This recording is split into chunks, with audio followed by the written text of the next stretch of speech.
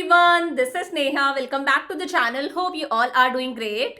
तो बच्चा स्टैट्स की लास्ट क्लास में हम लोगों ने करा था हमारा chapter number 7 diagrammatic presentation of data, जिसमें हम लोगों ने 3 बातें डिस्कस करी थी, हिस्टोग्राम, पॉलीगन एंड ओजाइव। तो देखो स्टैट्स के हम लोगों ने 7 चैप्टर्स कंप्लीट कर लिए। माइक्रो के अंदर भी हम लोग 8 चैप्टर्स कंप्लीट कर चुके हैं। कॉस्ट तक के सारे चैप्टर्स मैंने अपलोड कर दिए, वो भी वन शॉट लेक्चर्स है, काफी डिटेल्ड लेक्चर्स है। और बीएसटी का भी आपका पूरा कोर्स अपलोडेड है, हर चैप्टर के आपको वन शॉट्स मिलेंगे इस चैनल पर। तो कुछ भी आपको पढ़ना है चैनल पर हो, आपको इस वीडियो के डिस्क्रिप्शन में कमेंट्स के अंदर सारी प्लेलिस्ट का लिंक मिलेगा, आप आराम से पढ़ सकते हो। प्लीज एक बार एक्सप्लोर करना, बहुत ही शानदार प्लेलिस्ट है, आपको डिटेल्ड वन शॉट्स मिलेंगे। So it is going to help you allot.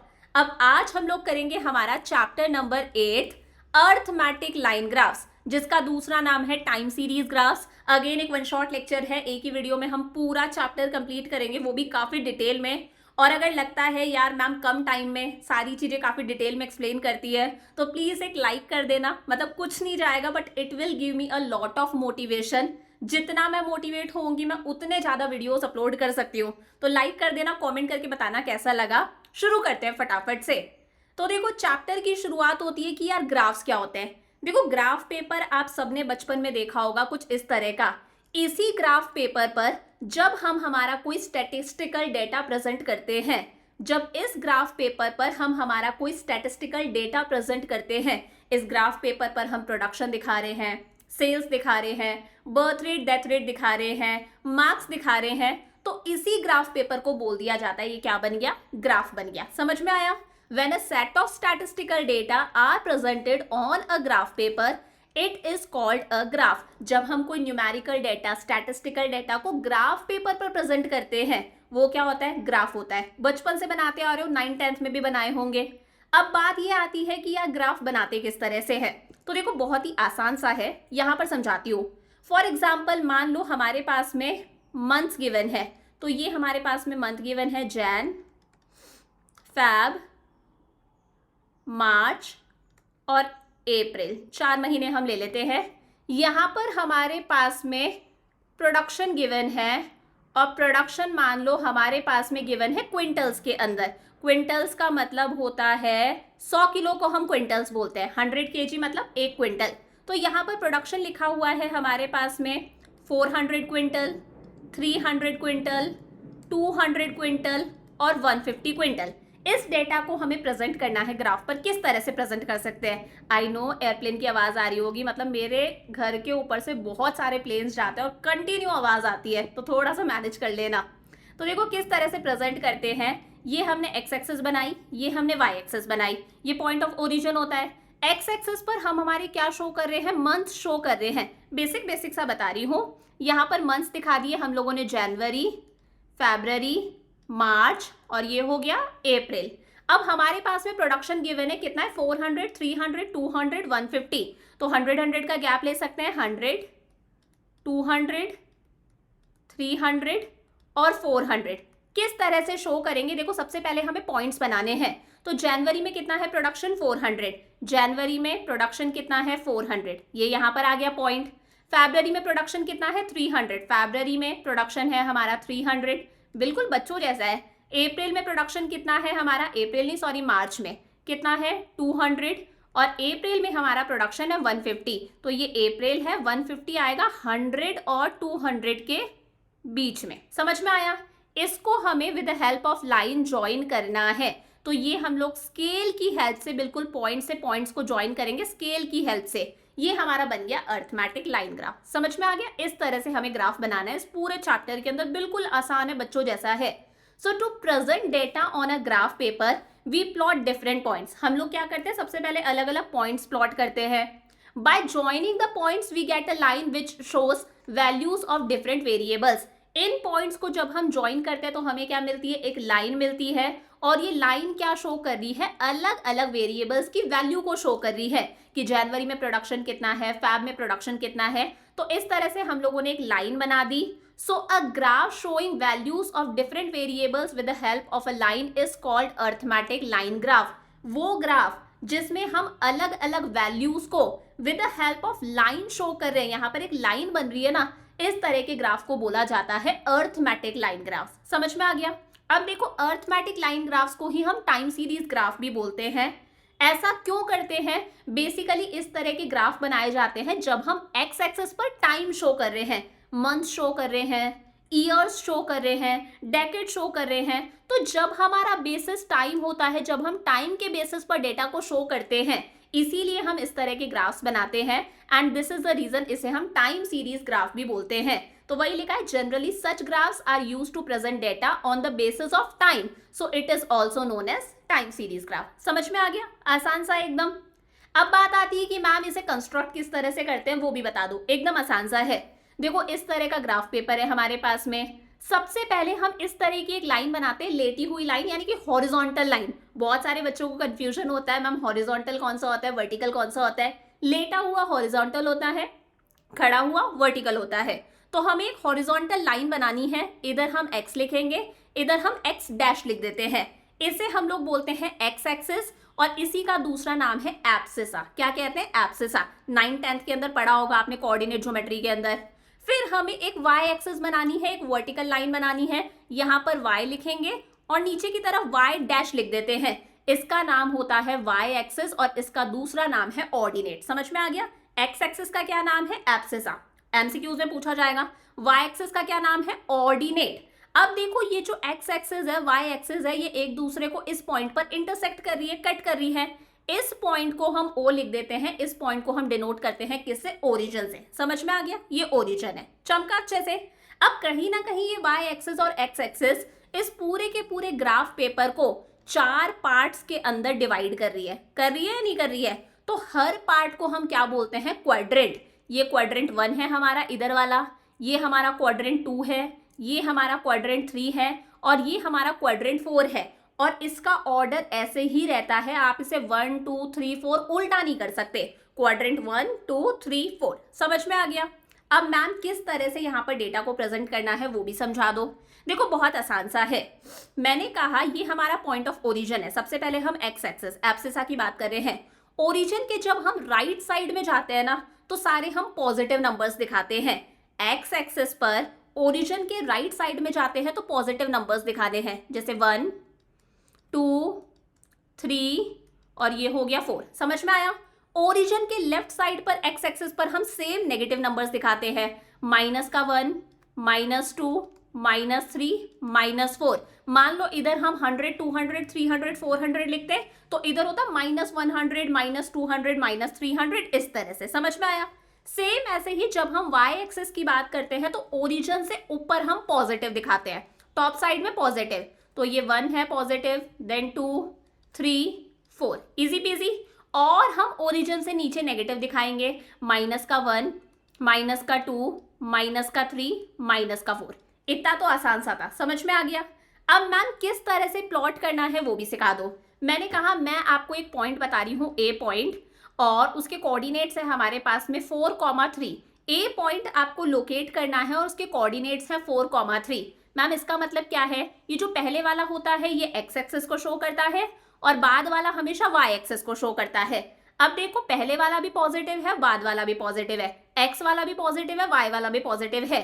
तो एक्स एक्सिस यही है हमारी, इसमें +4 यही दिख रहा होगा। और वाई एक्सिस ये है हमारी, इसमें पॉजिटिव क्या देखना है? 3 देखना है। तो देखो, +4 इधर से देखो और +3 वाई एक्सिस का इधर से देखो। समझ में आ गया? एक्स एक्सिस से आपको +4 लेना है और वाई एक्सिस से भी आपको +3 लेना है। तो अपने आप ये हो जाएगा हमारा ए पॉइंट 4,3। ये शो कर रहा है एक्स एक्सिस वाला भी +4 है और वाई एक्सिस वाला भी +3 है। समझ में आया? तो एक कंक्लूजन हम निकाल सकते हैं, जब पहले वाला भी पॉजिटिव है, एक्स वाला भी, और बाद वाला भी पॉजिटिव है, तो हमारा जो पॉइंट है वो कौन से में आएगा? फर्स्ट क्वाड्रेंट के अंदर आएगा। फर्स्ट वाला भी पॉजिटिव और सेकंड वाला भी पॉजिटिव, दोनों एक्स वाई पॉजिटिव, तो हमारा पॉइंट कौन से में आ रहा है? फर्स्ट क्वाड्रेंट में आ रहा है। इजी पीजी हो गया। अब मैंने कहा एक बी पॉइंट है -4 और हमारे पास में साथ में है 3, मतलब x तो है -4 और y है हमारे पास में +3। ये कहाँ पर आएगा? x -4 है तो x -4, x एक्सिस -4 यहाँ पर, और y +3 है तो x -4 इधर से हो गया और y तो हमारा +3 ही है, वो इधर आ गया, तो ये हमारा बी पॉइंट हो गया -4,3। तो एक और कंक्लूजन हम लोगों ने निकाला, अगर पहले वाला नेगेटिव है, x वाला नेगेटिव है बट बाद वाला पॉजिटिव है, तो हमारा पॉइंट किस में आ रहा है, सेकंड क्वाड्रेंट के अंदर। समझ में आया? अब मैंने एक सी पॉइंट बनाया -4, -3, मतलब x वाला भी नेगेटिव है और y वाला भी नेगेटिव है। तो देखो x वाला -4, x वाला -4 यहां से हो गया, कितनी गंदी सी लाइन बनी है, इसको सही करते हैं।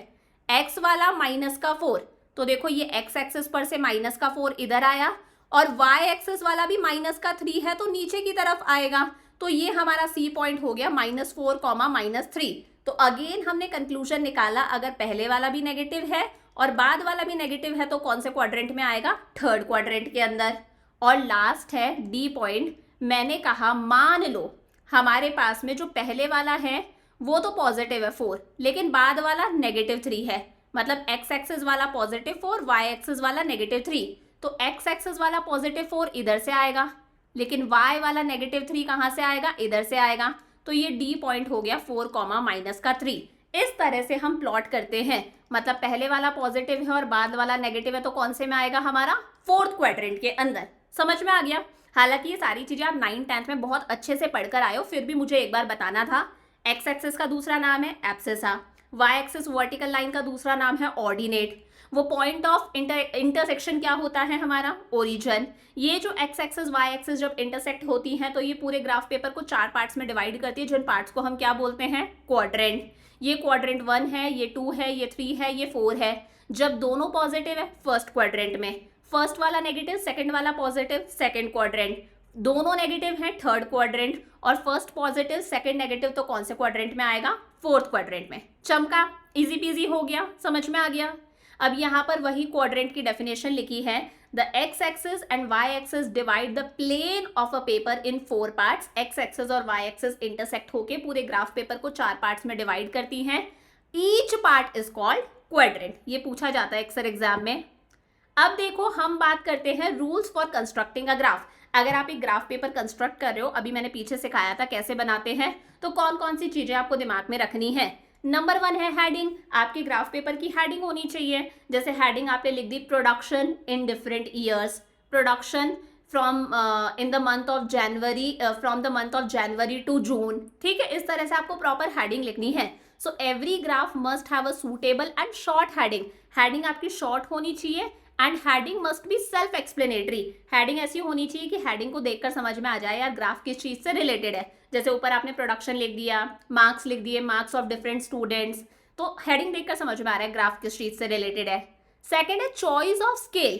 अब देखो स्केल का मतलब क्या होता है, बहुत आराम से समझना। यहाँ पर मान लो हम इस तरह से शो कर रहे हैं, एक्स एक्सिस पर हम हमारे मंथ दिखा रहे हैं, ये जनवरी है, फरवरी है, इसमें कोई दिमाग नहीं लगाना, और ये हमारे पास में क्या है, मार्च है, कोई दिमाग नहीं लगाना।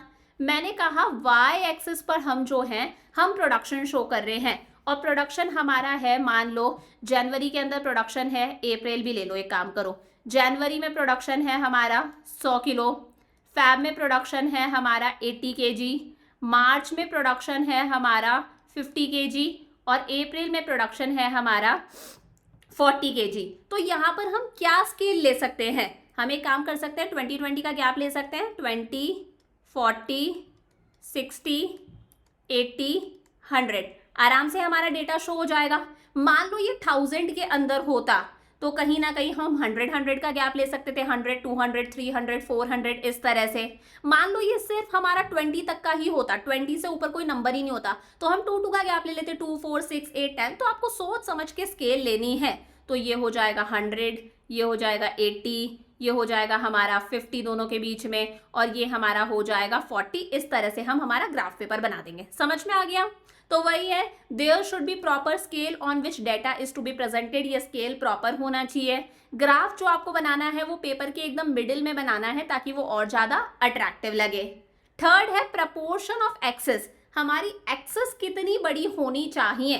देखो वैसे तो ये आप अपने हिसाब से बना सकते हो, एक्सिस कितनी बड़ी होनी चाहिए, एक्स एक्सिस और वाई एक्सिस, बट नॉर्मली बोला जाता है, नॉर्मली ये अगर आप वाई एक्सिस बना रहे हो, ठीक है, तो एक्स एक्सिस इसकी 1.5 टाइम्स होनी चाहिए। मैम 1.5 टाइम्स का मतलब क्या है, अगर मान लो ये वाई एक्सेस आपकी 10 सेंटीमीटर की है, आपने स्केल से मेजर करा 10 सेंटीमीटर की है, तो ये इसकी 1.5 टाइम्स होनी चाहिए। 1.5 टाइम्स का मतलब है इसकी 1.5 गुना होनी चाहिए। 1.5 टाइम्स का मतलब है ये एक्स एक्सिस की आपकी 15 सेंटीमीटर होनी चाहिए। मैम कहने का क्या मतलब है कि भाई जितनी आप वाई एक्सिस बना रहे हो उतनी तो आपको एक्स एक्सिस लेनी ही है और उसकी आधी और ले लो। मतलब 10 सेंटीमीटर अगर आपकी वाई एक्सिस है तो एक्स एक्सिस कितनी होगी, 10 तो होगी ही, प्लस 10 का आधा कितना हो गया, 5 सेंटीमीटर। तो आपकी एक्स एक्सिस होनी चाहिए 15 सेंटीमीटर की, उसकी 1.5 गुना, 1.5 टाइम्स। बाकी ये आपके ऊपर है, आप कैसे भी बना सकते हो। So X axis and Y axis should be in proper proportion.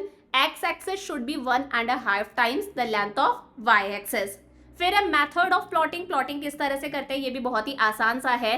देखो जब हम एक्स एक्सिस की बात कर रहे हैं, अगर मैं आपको पीछे वाले से भी शो करूं, अगर हम एक्स एक्सिस की बात कर रहे हैं तो हम हमेशा लेफ्ट साइड से राइट साइड में प्लॉट कर रहे थे। 0 1 2 3 4 पॉजिटिव की मैं बात कर रही हूँ, ऐसे ही प्लॉट कर रहे हैं। जैसे ये जो साइड होता है ये लेफ्ट साइड होता है, इधर वाला साइड राइट साइड आता है। तो हम कैसे प्लॉट कर रहे हैं, लेफ्ट से हम राइट की तरफ जा रहे हैं ना, जनवरी फरवरी मार्च अप्रैल। सेम ऐसे ही ये बॉटम है हमारा और ये हमारा क्या है, टॉप है। तो हम बॉटम से टॉप की तरफ जा रहे हैं, ऐसे ही लिखा है ना, 0 20 40 60 80 जनवरी फरवरी मार्च। तो लेफ्ट से राइट जाना है, टॉप से हमें बॉटम जाना है। वही लिखा है on X axis points are plotted from left to right and on Y axis points are plotted from bottom to top. Basic बातें हैं। और इकोनॉमिक्स के, बिजनेस स्टैटिस्टिक्स के वैसे भी जो बनते हैं ना हमारे ग्राफ, वो फर्स्ट क्वाड्रेंट में ही बन जाते हैं। जैसे हम लोगों ने पीछे देखा था, ज्यादातर जो इको के ग्राफ्स होते हैं वैल्यू हमारी पॉजिटिव होती है, एक्स वाला भी पॉजिटिव होता है, वाई वाला भी पॉजिटिव होता है, तो फर्स्ट क्वाड्रेंट में ही बन जाते हैं। हमें सेकंड, थर्ड और फोर्थ क्वाड्रेंट बनाने की ही जरूरत नहीं है।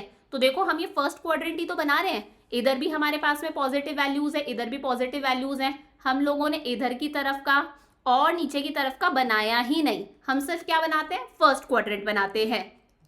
फिर है लाइंस ऑफ डिफरेंट टाइप्स। मान लो आप एक ही ग्राफ पेपर पर अलग अलग कर्व्स बना रहे हो, अलग अलग लाइंस बना रहे हो। एक ही ग्राफ पेपर पर आप बर्थ रेट भी शो कर रहे हो और डेथ रेट भी शो कर रहे हो।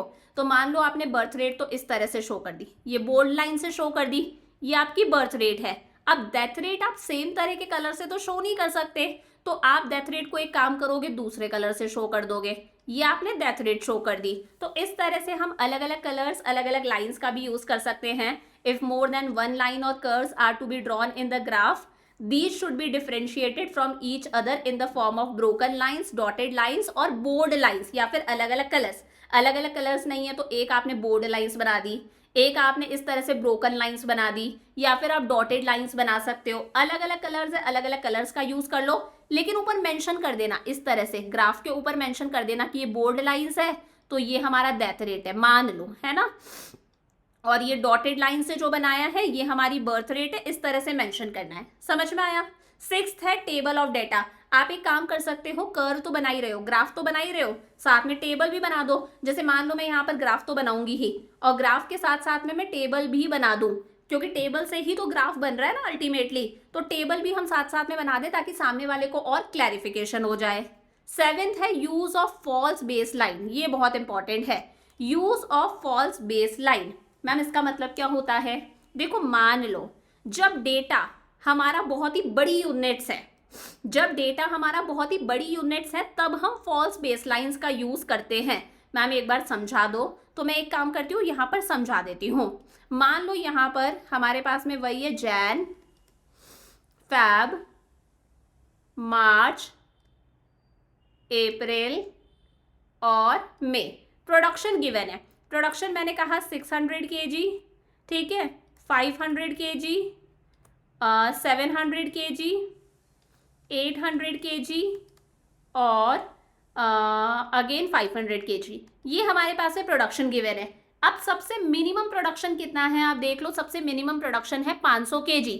स्टिल 0 से लेकर 500 के बीच में तो बहुत बड़ा गैप है ना।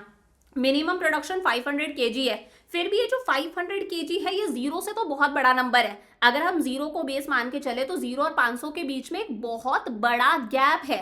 उसके लिए हम फॉल्स बेस लाइन्स बनाते हैं।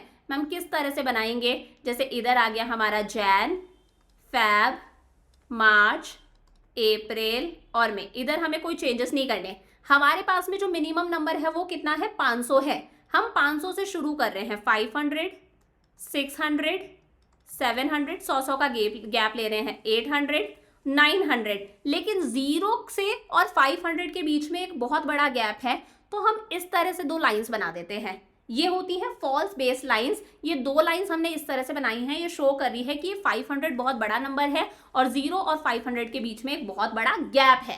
मान लो मिनिमम वैल्यू 20 होती, 10 होती, 100 होती, तो हम ये नहीं बनाते क्योंकि ज़्यादा गैप नहीं है। यहाँ पर ज़्यादा गैप है, इसलिए हम लोगों ने ये बनाए। तो ये फॉल्स बेस लाइंस हम दो तरह से बना सकते हैं। जैसे अभी हम लोगों ने वाई एक्सिस है, वाई एक्सिस पर कैसे बनाई, इस तरह से बना दी। एक्स एक्सिस पर अगर हम कोई डेटा शो करें, एक्स एक्सिस पर भी बना सकते हैं इस तरह से करके। तो एक्स एक्सिस पर भी हम फॉल्स बेस लाइंस बना सकते हैं। यहाँ पर वाई एक्सिस पर रिक्वायरमेंट थी, वाई एक्सिस पर हम इस तरह से फॉल्स बेस लाइंस बना सकते हैं। वही लिखा है, if the values are very large and the difference between smallest value जो 500 थी and 0 is high, then false lines should be used. समझ में आया? वाई एक्सिस पर किस तरह से बनाएंगे, इस तरह से, और अगर एक्स एक्सिस पर रिक्वायरमेंट हो तो सिर्फ आपको इस तरह से करना है। फिर है टू ड्रॉ अ लाइन और कर्व। देखो अब आप जो लाइंस बनाते हो वो सेम थिकनेस की होनी चाहिए। मान लो ये आपने आपका अर्थमेटिक लाइन ग्राफ बनाया, ये आपने अर्थमेटिक लाइन ग्राफ बनाया, तो इसकी थिकनेस हर जगह बराबर है। ये ऐसा ना हो कि कहीं से तो बहुत ज़्यादा मोटा है, देखो कहीं से तो मैंने बहुत ज़्यादा थिक बना दिया और कहीं से बहुत ज़्यादा थिन है, ऐसा नहीं होना चाहिए। इसकी थिकनेस जो है वो हर लेवल पर सेम होनी चाहिए। चमका अच्छे से। तो ये तो हमारे बेसिक रूल्स थे ग्राफ कंस्ट्रक्ट करने के, इजी पीजी। अब हम फाइनली हमारा ग्राफ कंस्ट्रक्ट करते हैं। पहले है हमारे पास में one variable graphs. Ma'am one variable graphs क्या होता है? देखो यहाँ पर हमारे पास में मंथ गिवन है और मैं मंथ के अकॉर्डिंग सिर्फ प्रोडक्शन शो कर रही हूँ। मैं एक ही चीज शो कर रही हूँ, प्रोडक्शन शो कर रही हूँ। तो जब हम सिर्फ एक स्टैटिस्टिकल डेटा को शो कर रहे हैं, हम सिर्फ एक वेरिएबल की बात करें, यानी कि एक चीज की बात कर रहे हैं, उसे हम वन वेरिएबल ग्राफ्स बोलते हैं। मान लो मैं प्रोडक्शन भी शो कर रही हूँ और प्रोडक्शन के साथ में मैं सेल्स भी शो कर रही हूँ, तो वो वन वेरिएबल ग्राफ नहीं होगा। वहां पर तो दो दो लाइंस बनेंगी ना, हमारे दो दो कर्व्स बनेंगे, वो हमारा टू वेरिएबल ग्राफ हो जाएगा। So one variable graphs are those in which values of only one variable are shown with respect to some time period. हम एक पर्टिकुलर टाइम पीरियड के अकॉर्डिंग सिर्फ एक ही वेरिएबल की वैल्यूज को शो कर रहे हैं, सिर्फ प्रोडक्शन को शो कर रहे हैं, that is one variable graph. अगर मैं प्रोडक्शन के साथ में सेल्स भी शो करती तो वहां पर हमारे पास में कुछ इस तरह से होता कि ये प्रोडक्शन की लाइन बनती, ठीक है, उसके बाद में इसके ऊपर मान लो ये सेल्स की लाइन भी बनती, तो वो टू वेरिएबल ग्राफ्स होता। ये सिर्फ वन वेरिएबल ग्राफ है, हम एक ही वेरिएबल शो कर रहे हैं। मैम किस तरह से शो करना है? तो देखो आसान सा है, ये एक्स एक्सिस है, पॉइंट ऑफ ओरिजिन है, ये हमारी वाई एक्सिस है। इस टिक को हटा देते हैं। एक्स एक्सिस पर हम क्या शो करेंगे? हमारे मंथ्स शो करेंगे, तो यहाँ पर लिख दो हम मंथ्स शो कर रहे हैं। अब मंथ्स कितने हैं हमारे पास में? जनवरी से जून तक के, तो ये है जनवरी, फरवरी, बहुत आराम से समझना, मैं बहुत प्यार से समझाती हूँ, मार्च, अप्रैल, मुझे कोई जल्दी नहीं है, मई और जून। और ग्राफिकल प्रेजेंटेशन का मतलब ही क्या है कि डेटा दिखने में बहुत ही ज़्यादा सुंदर और अट्रैक्टिव लगे। यहाँ पर हौच पौच नहीं करनी, ठीक है भाई। मंथ्स दिखा दिए। अब प्रोडक्शन हमारा क्विंटल्स में गिवन है। देखो 100 किलो को याद रखना हम एक क्विंटल बोलते हैं, 100 किलो एक क्विंटल के बराबर होता है। तो ये हमारा मैक्सिमम 15 तक जा रहा है। कहाँ तक जा रहा है? 15 तक जा रहा है। 2 का गैप ले लेते हैं, एक काम करते हैं, 15 तक जा रहा है ना, तो यहाँ पर हम हमारा प्रोडक्शन दिखा रहे हैं, तो ये लिख दो प्रोडक्शन, ठीक है, और ब्रैकेट में लिख देना क्विंटल्स के अंदर है, QUINTALS। समझ में आ गया? तो 15 तक जा रहा है, 2 का गैप ले लो, 2, 4, 6, 8, 10, 12, 14, 15 तक जा रहा है ना, तो 16 तक आ गया। समझ में आ गया? चलो भाई प्लॉट कर देते हैं। प्लॉट करना बहुत ही आसान है। जनवरी पर कितना है? 5 है। जनवरी पर 5 है, तो ये जनवरी है, 5 कितना होगा? 4 और 6 के बीच में, ये आ गया 5। समझ में आ गया किस तरह से करा? फिर है हमारे पास में फरवरी में 7.5, फरवरी में 7.5, तो देखो 7 कहाँ आएगा? देखो 6 और 8 के बीच में ये 7 है ना, तो 7.5 कहाँ आएगा? 7 और 8 के बीच में, 6 और 8 के बीच में 7 है, तो 7.5 7 और 8 के बीच में, तो ये 7 है, 7 और 8 के बीच में यहाँ पर आ जाएगा हमारा 7.5। अगला है मार्च में 5, मार्च में 5, अगेन 5, तो यही है हमारा। देन हमारे पास में अप्रैल में 10 है, अप्रैल में कितना है हमारे पास में? ये 10 आ गया अप्रैल में। मार्च में है हमारा 12.5, मई में है 12.5, तो देखो ये 12, ये 13 हो जाएगा, इन दोनों के बीच में 12.5 आना चाहिए, तो ये आ जाएगा 12.5। और लास्ट जून में कितना है 15 है, तो 14 और 16 के बीच में 15। चमक गया अच्छे से। अब इनको हमें ज्वाइन करना है, कोई ओरिजिन से आपको ज्वाइन नहीं करना, सिर्फ स्केल की हेल्प से आपको इन प्लॉट्स को पॉइंट करना है, स्केल की हेल्प से। मैं यहाँ पर स्केल यूज नहीं कर सकती, आप लोगों को प्रॉपर स्केल यूज करना है। ये हमारा बन गया, क्या है ये हमारा प्रोडक्शन है, समझ में आ गया। अब यहाँ पर आपको ग्राफ के ऊपर लिख भी देना है कि ये प्रोडक्शन किसके अंदर है, हमारा क्विंटल्स के अंदर है। किसके अंदर है, क्विंटल्स की स्पेलिंग गलत हो गई क्या, प्रोडक्शन किस में है, हमारा क्विंटल्स के अंदर है, QUINTALS। चमका अच्छे से। एक चीज आप और कर सकते हो यहाँ पर, वो क्या है, देखो कितने कितने थे हमारे, 5, 7.5, 5, 10, यहाँ पर आप लिख सकते हो ये 5 है, 7.5 है, ये 10, ये 5 है, ये 10 है, ये 12.5 है, ये 15 है, तो बार बार मैम को देखना नहीं पड़ेगा, इजीली समझ में आ रहा है, सब कुछ क्लियर हो रहा है। चमक गया अच्छे से। एक क्वेश्चन और करवाती हूँ, एक क्वेश्चन ऐसा करवा रही हूँ जिसके अंदर हम फॉल्स बेसलाइंस का यूज करेंगे। हाइपोथेटिकल फिगर्स दे रखे, मतलब इमेजिनरी फिगर्स दे रखे, हमारे पास में अलग अलग साल हैं और अलग अलग साल के हमारे पास में एक्सपोर्ट्स गिवन है करोड़ के अंदर, और हाइपोथेटिकल है मतलब इमेजिनरी फिगर्स गिवन है।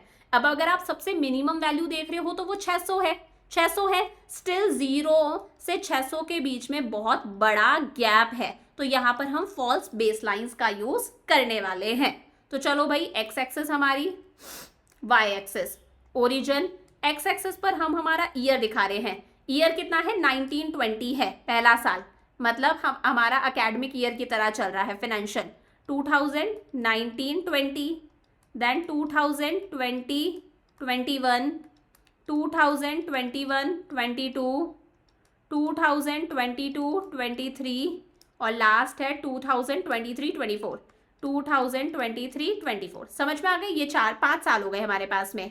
अब हमारे पास में मिनिमम डेटा हमारा 600 से चालू हो रहा है, तो चलो 600 है और मैक्सिमम कितना है 900 है ना, तो चलो भाई बना देते हैं, 500 लिख देते हैं, चलो मिनिमम कोई फर्क नहीं पड़ेगा, 500, 600, 100 का डिफरेंस ले रहे हैं, 700, 800, 900, 0 से 500 ले लो, 600 ले लो, आप दिखा सकते हो एक्स्ट्रा, बहुत गैप है, तो ये फॉल्स बेस लाइन्स हमने बना दी। ये लाइन सिर्फ इतना सा शो कर रही है कि मिनिमम वैल्यू और 0 के बीच में एक बहुत बड़ा गैप है।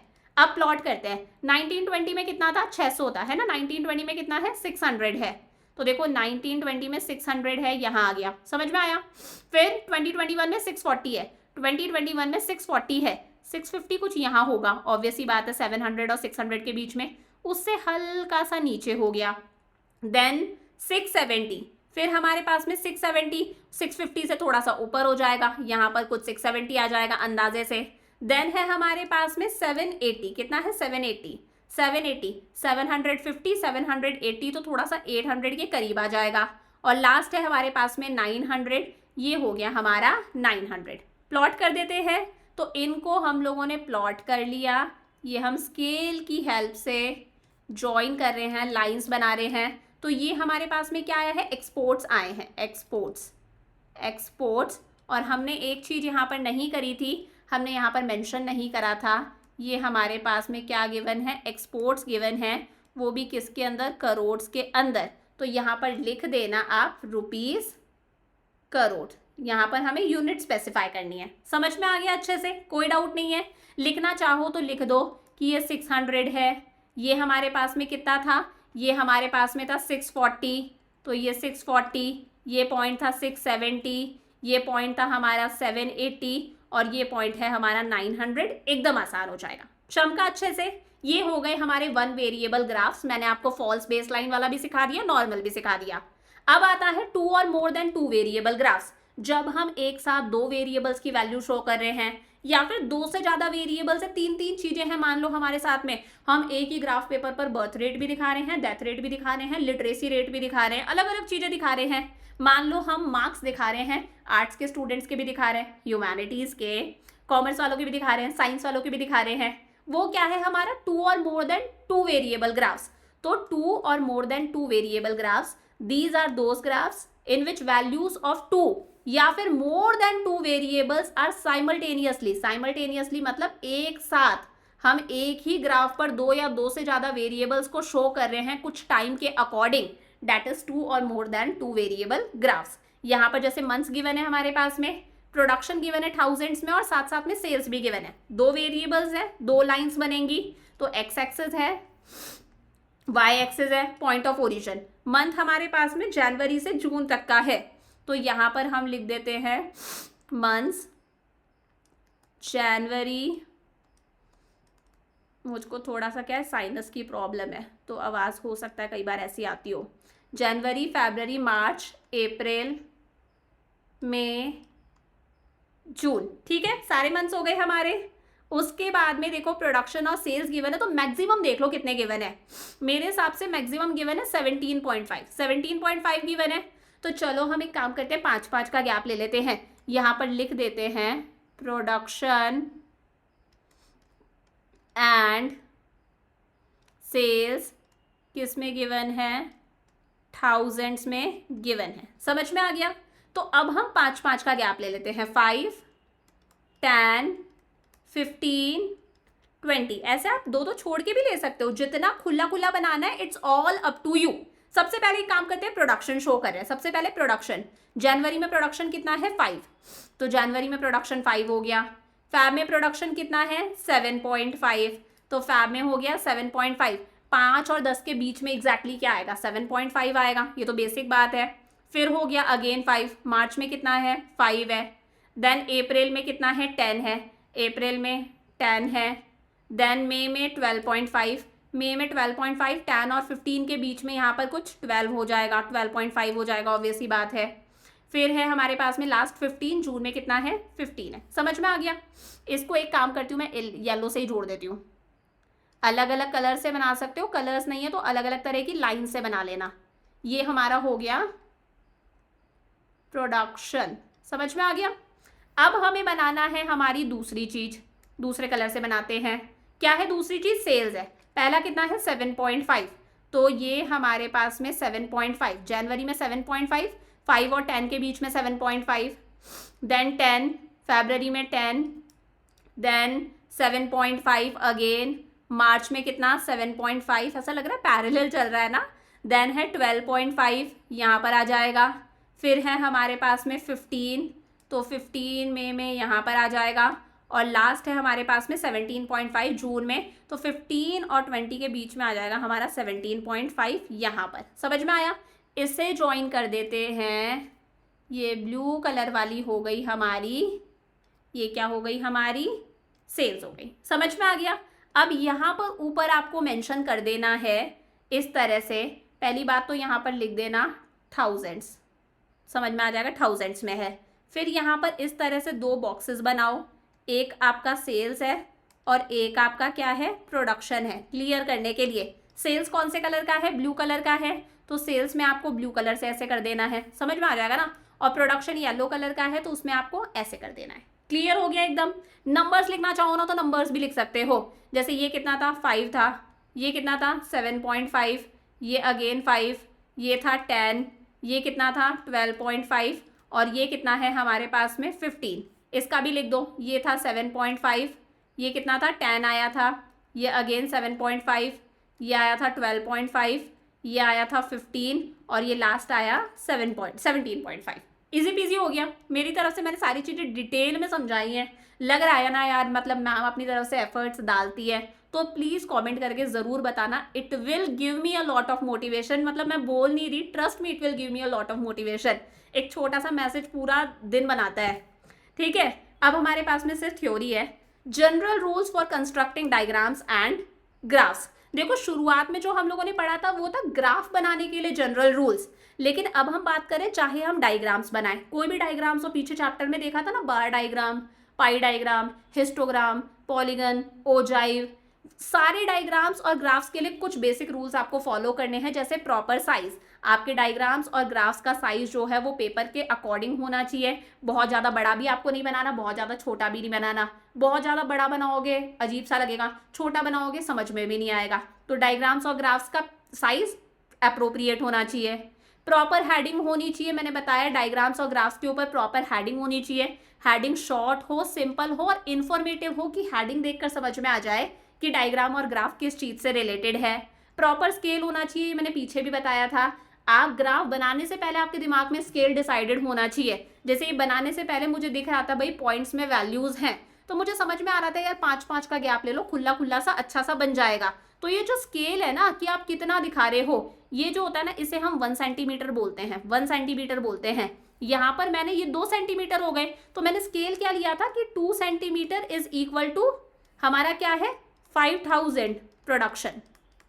इसका मतलब यही हो रहा है ना प्रोडक्शन एंड सेल्स, ठीक है, कि हमारा ये 1 सेंटीमीटर का होता है, तो 2 सेंटीमीटर में मैंने क्या शो करा था 5000 प्रोडक्शन, फिर अगले 2 सेंटीमीटर में 5000 प्रोडक्शन एंड सेल्स। तो इस तरह से स्केल आपको दिमाग में पहले से डिसाइड रखना है। Use of science and colours, आप अलग अलग साइंस और कलर्स का यूज कर सकते हो। जैसे बार डायग्राम में मैंने बनाया था, तो मैंने बार डायग्राम्स बनाए थे, तब बर्थ रेट येलो से दिखा रहे हैं, डेथ रेट ब्लू से दिखा रहे हैं। जैसे अभी वाले में भी 2 कलर्स का यूज करा, तो हम अलग अलग साइंस और कलर्स का यूज कर सकते हैं अलग अलग चीजों को शो करने के लिए। फिफ्थ है less use of words and figures, words का यूज भी कम करना और फिगर्स यानी कि नंबर्स का यूज भी कम कर रहा है। देखो अगर वर्ड्स का ही यूज ज्यादा करना है तो फिर पैराग्राफ में ये चीजें लिखकर समझा दो ना। फिर कर्व्स क्यों बना रहे हैं हम, डायग्राम्स क्यों बना रहे हैं, तो वर्ड्स का फिगर्स का यूज हमें कम करना है। Minimum use of words and figures should be made in diagrammatic और graphical presentation. Drawing the border, आप बॉर्डर भी बना सकते हो, जैसे आपने ये बनाया। अब आप क्या कर सकते हो, जब पूरा बन जाए ना आपका एग्जाम के अंदर, तो इस पूरे को इस तरह से आप बोल्ड लाइंस करके इस तरह से आप बॉर्डर्स भी बना सकते हो to make it look more attractive. अभी मैं हटा देती हूँ, फालतू का सा लग रहा है, ठीक है। इस तरह से हम चाहे, हमारे ऊपर है, हम बॉर्डर्स भी बना सकते हैं। सिंपल है, डायग्राम्स और ग्राफ्स बिल्कुल सिंपल होने चाहिए, कॉम्प्लेक्स ना लगे, ऑफेंड ना करे कि यार कितना घिचपिच सा क्या बना दिया, समझ में ही नहीं आ रहा। इजी होना चाहिए कि देखकर ही समझ में आ जाए। It should be simple and easy to understand. From left to right and bottom to top, अभी मैंने बताया था जब आप ग्राफ बना रहे हो तब आपको कैसे प्लॉट करनी है चीजें। ये आपका लेफ्ट साइड है और ये आपका राइट साइड है, तो आप लेफ्ट से राइट जाओगे और बॉटम से टॉप की तरफ जाओगे। स्टेटमेंट ऑफ डेटा, कोई भी जो मेन चीज है वो आपको लिखनी है। जैसे data which constitute the base of diagrams graph should be clearly stated. जो डेटा है भाई, क्या चीज अंदर लिखी हुई है वो आपको वहां पर क्लियरली बताना है कि हमारा जो बेस है वो टाइम है, हम टाइम के बेसिस पर चीजें शो कर रहे हैं, मंथ्स के बेसिस पर, ईयर के बेसिस पर शो कर रहे हैं। या फिर कोई भी अगर आप साथ में टेबल बनाना चाहो कि आपने ग्राफ तो बनाया ही है, इस ग्राफ के साथ साथ में आप टेबल भी बना दो, तो ताकि और ज्यादा क्लैरिफिकेशन हो जाए। तो एक्स्ट्रा डाटा आपको सारी चीजें साथ में मेंशन करनी है वहां पर। और लास्ट है अट्रैक्टिव एंड इफेक्टिव। डायग्राम्स और ग्राफ्स बहुत ज्यादा अट्रैक्टिव होने चाहिए कि देखते ही रिक्वायर्ड इंफॉर्मेशन सामने वाले को मिल जाए। समझ में आ गया। अब है भाई डायग्रामेटिक और ग्राफिकल प्रेजेंटेशन के क्या क्या फायदे हैं। आसान सा है, सिंपल एंड अंडरस्टैंडेबल इंफॉर्मेशन। देखो अगर बहुत कॉम्प्लेक्स डाटा है ना, उसको भी आप डायग्राम्स और ग्राफ्स के थ्रू बहुत ही इजीली समझा सकते हो। Even the most complex data is made simple and understandable with the help of graphs and diagrams. One can understand the features of data by having a look at the picture. अगर आप कोई चीज picture के through, diagram के through show कर रहे हो ना, तो सामने वाले को चीजें देखते ही समझ में आ जाती हैं। तो वही है, कॉम्प्लेक्स डाटा को भी हम सिंपल वे में शो कर सकते हैं। सेकेंड है लास्टिंग इम्पैक्ट। देखो लास्टिंग इम्पैक्ट का मतलब होता है कि देखने वाले पर वो चीज उसके दिमाग में लॉन्ग टाइम तक रहेगी। एक तो मैं कोई चीज आपको टेक्स्ट के थ्रू पढ़ा रही हूँ, बड़ा सा पैराग्राफ लिख दिया, और अगर मान लो मैंने कोई चीज आपको डायग्राम्स के थ्रू शो करी है, तो कहीं ना कहीं जो मैंने आपको डायग्राम्स ग्राफ्स के थ्रू शो करा है, पढ़ाया है, वो आपके दिमाग पर एक लंबे टाइम तक छाप छोड़ देगा। वो चीज आपको लंबे टाइम तक याद रहेगी, आप उस चीज को भूलोगे नहीं। तो डायग्रामेटिक और graphical presentation leaves a lasting impact on readers mind. Reader को वो चीज लॉन्ग टाइम तक याद रहेगी। नो नीड ऑफ ट्रेनिंग और स्पेशलाइज्ड नॉलेज। अगर आपको डायग्राम समझना है, ग्राफ समझना है, तो उसके लिए स्पेशल नॉलेज, किसी ट्रेनिंग, स्पेशलाइज्ड नॉलेज की रिक्वायरमेंट नहीं है। Even a layman can easily understand these very easily. एक सिंपल सा ग्राफ वगैरह है, तो एक लेमैन है ना, जो पढ़ा लिखा नहीं है, एक नॉर्मल व्यक्ति भी है जो इको का स्टूडेंट नहीं है, वो भी ग्राफ्स और डायग्राम्स बहुत अच्छे से समझ सकता है। Attractive and effective means of presentation. Diagrams और ग्राफ्स किसी भी इंफॉर्मेशन को प्रेजेंट करने का बहुत ही अट्रैक्टिव तरीका है। वो होता है ना, picture is worth of 1000 words. 1000 words के बराबर एक पिक्चर होती है, 1000 वर्ड्स में वो ताकत नहीं है जो ताकत एक पिक्चर में है। तो अट्रैक्टिव और इफेक्टिव है। क्विक कंपैरेटिव ग्लांस कंपैरिजन हो सकता है, आप बार डायग्राम्स के थ्रू बर्थ रेट और डेथ रेट दोनों दिखा रहे हो, तो दोनों को आप इजीली कंपेयर कर सकते हो, कंक्लूजन्स निकाल सकते हो। वही लिखा है डायग्राम्स और graphs makes comparison easily. Informative और एंटरटेनिंग है, इंफॉर्मेटिव तो है, इंफॉर्मेशन तो मिलती है, एंटरटेनिंग भी है। अगर आप कोई नौसिखिया हो, बोलते हो ना, अगर आप अभी अभी सीखने लगे हो, नौसिखिया हो, तो आप अगर ग्राफ्स बना रहे हो, टेबल्स बना रहे हो, कर्व्स बना रहे हो ना, तो आपको बड़ा एंटरटेनिंग लगता है, मज़ा आता है। स्कूल में होता था ना बचपन में, 6th क्लास के अंदर ये चीज़ें आई होंगी आपके।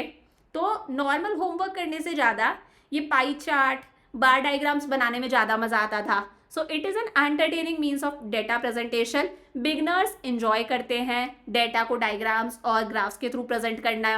फिर है लोकेशन ऑफ एवरेजेस। ये आपको पता होगा मैं क्या कहना चाह रही हूँ, मैंने लास्ट वीडियो के अंदर ये बात समझाई थी। हम लोगों ने उसके अंदर क्यूमुलेटिव फ्रीक्वेंसी कर्व्स डिस्कस करे थे। जैसे ये हो गया हमारा मोर देन ओजाइव, इसे ओगिव भी बोलते हैं, कोई प्रॉब्लम नहीं है, दोनों बोलते हैं। और ये हो गया हमारा लेस देन ओजाइव। मैंने आपको बताया था ये जहां पर इंटरसेक्ट करते हैं, अगर उस पॉइंट को आप एक्स एक्सिस से जोड़ देते हो ना, तो ये जो पॉइंट आता है इसे हम क्या बोलते हैं, मीडियन बोलते हैं, बताया था। तो इस तरह से इनके थ्रू हम अलग अलग एवरेजेस को लोकेट कर सकते हैं। We can easily locate the values of certain averages such as median हम बना सकते हैं। मैंने आपको बताया था कि ये मीडियन है हमारा, ऐसे हम देख कर बता सकते हैं, हमें कैलकुलेट करने की जरूरत नहीं है। और लास्ट है स्टडी ऑफ कोरिलेशन। दो चीजों के बीच के रिलेशन का हमें पता चलता है डायग्राम्स और ग्राफ्स के थ्रू। मान लो एक ही ग्राफ पर हम इनकम भी शो कर रहे हैं और एक्सपेंडिचर भी शो कर रहे हैं। अब हमें पता है इनकम और एक्सपेंडिचर, इनकम और खर्चे दोनों में कौन सा रिलेशन है, पॉजिटिव रिलेशन है। अगर आपकी इनकम बढ़ती जाएगी तो खर्चे उल्टा कम होंगे क्या, आपके उल्टे खर्चे भी बढ़ते जाएंगे। इनकम बढ़ते जाएगी तो यार ब्रांडेड हैंडबैग लोगे, ब्रांडेड लाइनर लगाओगे, ब्रांडेड मस्कारा लगाओगे, सारी चीज़ें ब्रांडेड कॉस्मेटिक्स यूज़ करोगे, लड़के भी ब्रांडेड चीज़ें यूज़ करेंगे। तो दोनों में कौन सा रिलेशन है, पॉजिटिव रिलेशन है, पॉजिटिव कोरिलेशन इसे हम बोलते हैं। अगर हम ग्राफ बनाएंगे ना, मान लो इनकम ऊपर जा रही है, ऊपर जा रही है मतलब इंक्रीज हो रही है, तो डेफिनेटली खर्चा भी ऊपर जाएगा, इंक्रीज होगा ही। इनकम को हम हमेशा वाई से शो करते हैं इकोनॉमिक्स के अंदर, ये आप आगे चलकर पढ़ोगे, ठीक है। और एक्सपेंडिचर भी इंक्रीज हो रहा है, तो दोनों में पॉजिटिव रिलेशन है, उसका भी पता चलता है। तो हमें कोरिलेशन का पता चल जाता है कि दो चीजों में पॉजिटिव रिलेशन है या नेगेटिव रिलेशन है, किस तरह से, ग्राफ्स की हेल्प से। समझ में आया। तो इजी, सादा, सिंपल और अंडरस्टैंडेबल है, लास्टिंग इंपैक्ट छोड़ता है, स्पेशल ट्रेनिंग की जरूरत नहीं है, अट्रैक्टिव है, क्विक कंपैरिजन निकल जाता है, एंटरटेनिंग है, एवरेजेस का पता चलता है जैसे मीडियन का, कोरिलेशन का पता चल जाता है। लास्ट है भाई लिमिटेशंस, 3 लिमिटेशन है। पहला है लिमिटेड यूज। देखो ग्राफ्स और डायग्राम्स का लिमिटेड यूज है, आप हर तरह के डेटा को ग्राफ्स और डायग्राम से नहीं समझ सकते। मैं जैसे आपको पढ़ाती हूँ तो मैं क्या हर चीज को आपको डायग्राम से शो करती हूँ क्या, नहीं करती। जो चीज हो सकती है उसे डायग्राम से शो करती हूँ, जो नहीं हो सकती उसको तो रीड करके ही समझाती हूँ ना। तो only a limited data can be presented in a form of diagrams और ग्राफ्स। हर डेटा को आप डायग्राम्स और ग्राफ से शो नहीं कर सकते, स्पेशली जिन चीजों को कंपेयर करना है ना हमें, उन्हीं को हम ज्यादातर ग्राफ्स पे शो करते हैं। तो graphs are usually made when comparisons are involve, या फिर अगर आप टाइम सीरीज डेटा को शो कर रहे हो, जैसे मंथ्स के बेसिस पर कोई चीज शो कर रहे हो, ईयर के बेसिस पर शो कर रहे हो, तो हम ग्राफ्स बनाते हैं। हर डेटा को ग्राफ पर शो करना पॉसिबल नहीं है। थोड़ा बहुत टेक्सचुअल प्रेजेंटेशन भी होना चाहिए। किसी को कुछ व्हाट्सएप कर रहे हो तो लिख कर ही तो भेजते हो, हर चीज के लिए इमोजी थोड़ी ना भेजते हो कि बस सामने वाले को पूरे जवाब ही इमोजी से कर रहे हो, लिख कर भी तो बातें शेयर करते हो। समझ पा रहे हो। सेकंड है मिसयूज, बिल्कुल हो सकता है स्टैटिस्टिकल डेटा। ये जो ग्राफ्स है, डायग्राम्स है, इनका मिसयूज होता है। बहुत सारी एडवर्टीजमेंट कंपनीज है, बोलती है ना 99.9% जर्म्स किल करता है। फिर अलग अलग वहां पर है ना ग्राफ्स दिखा दिए जाते हैं, टेबल्स दिखा दी जाती हैं, WHO ऐसा कहता है। तो ये क्या करते हैं, कई बार ग्राफ्स को मॉडिफाई कर देते हैं, थोड़ा सा ग्राफ्स को चेंज कर देते हैं, इंफॉर्मेशन को इधर उधर करके उन ग्राफ्स का मिसयूज कर रहे हैं अपने प्रोडक्ट को बेचने के लिए। फॉल्स एडवर्टीजमेंट करी जाती है। बहुत सारे यूट्यूबर्स हैं जो अलग अलग चीज़ों का दावा करते हैं, एजुकेशन की बात नहीं करी, अलग अलग फील्ड्स के अंदर, और वो अपने पीछे बहुत सारे उनके पीछे ग्राफ्स चलते रहते हैं, न्यूज़पेपर के आर्टिकल्स चलते रहते हैं, डेटा चलता रहता है, उनमें थोड़ी सी तोड़ मरोड़ देते हैं, उन्हें मॉडिफाई कर देते हैं, चेंज कर देते हैं, मिसयूज ही तो कर रहे हैं। तो diagrams can be misused for false presentation of the statistical data. Advertisements जो हैं वो कहीं ना कहीं फॉल्स ग्राफ्स और डायग्राम्स का यूज करते हैं। और लास्ट है ओनली प्रिलिमिनरी कंक्लूजन। प्रिलिमिनरी मतलब होता है शुरुआती, ओनली स्टार्टिंग। ऐसा नहीं है कि भाई ग्राफ्स बना दिए, डायग्राम्स बना दिए और हम लोगों ने रिजल्ट निकाल दिया, कंक्लूजन निकल गए। इनसे सिर्फ प्रिलिमिनरी कंक्लूजन निकलता है, शुरुआती कंक्लूजन्स निकलते हैं। इसके बाद में भी हमें बहुत सारी चीज़ें करनी है, जैसे नेक्स्ट चैप्टर आप मीन पढ़ोगे, मीडियन पढ़ोगे, फिर आप मोड पढ़ोगे, फिर आप कोरिलेशन पढ़ोगे, फिर आप इंडेक्स नंबर्स पढ़ोगे। तो हमें बहुत सारी चीज़ें करनी पड़ती हैं, इनसे हमें सिर्फ शुरुआती कंक्लूजन्स मिलते हैं। We can not get final conclusion after seeing the diagrams, it offers only preliminary conclusions. चमका अच्छे से? तो ये चैप्टर भी हम लोगों ने हमारा समाप्त कर लिया। अब नेक्स्ट क्लास से बच्चा हम लोग स्टार्ट करने वाले हैं हमारे मेजर्स ऑफ सेंट्रल टेंडेंसी, सारे हमारे न्यूमेरिकल चैप्टर्स। नेक्स्ट चैप्टर हमारा मीन और मीडियन है। प्लीज़ मुझे एक चीज़ कमेंट्स के अंदर बताना कि मीन जो है, मीन, मीडियन, मोड, मैंने सोचा मैं तीनों अलग अलग क्लासेस में ही कराऊंगी, एक में मीन, एक में मीडियन, एक में मोड। मुझे बताना मीन को मैं, बहुत बड़ा चैप्टर है मीन, वन शॉट के अंदर पूरा कंप्लीट करा दूं बड़ी सी वीडियो बना के, या फिर पार्ट्स के अंदर कंप्लीट कराऊं। जैसा तुम लोग बोलोगे मैं मेजॉरिटी के अकॉर्डिंग करवा दूंगी। वन शॉट चाहिए वन शॉट बना दूंगी, और अगर पार्ट वीडियोस चाहिए पार्ट वीडियोस बना दूंगी। ठीक बात हो गई? सो अगर लेक्चर अच्छा लगा तो कमेंट करके बताना, अपने फ्रेंड्स के साथ में शेयर करना। I will see you in next class. Lots of love, bye bye.